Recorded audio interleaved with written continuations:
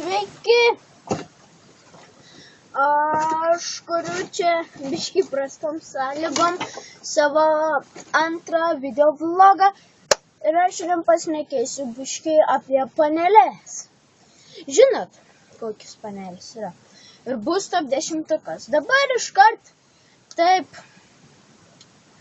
lėtai nešnekėsiu, aš labai greitai. Žodžiu, 10 vietoje yra Rugilė Martinkutė, 9 vietoje yra Gabrielė Jonušaitė, 8 vietoje yra Lauryna, o 7 vietoje yra Arūnė Budreckytė, 5 vietoje yra Vesta Butkevičiūtė, 4 yra Medalickaitė, 3 yra vietoje Emilija, 2 Augustė, 1 Brigita Pupšytė. Rašykite man į komentarus, ar jūs pažįstate Augustę ir dar tik ta bus pirmokė.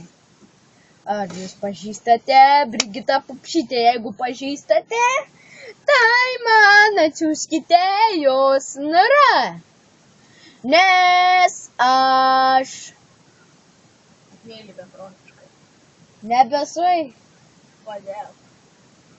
O tu myli beprotiškai Augustę? Taip.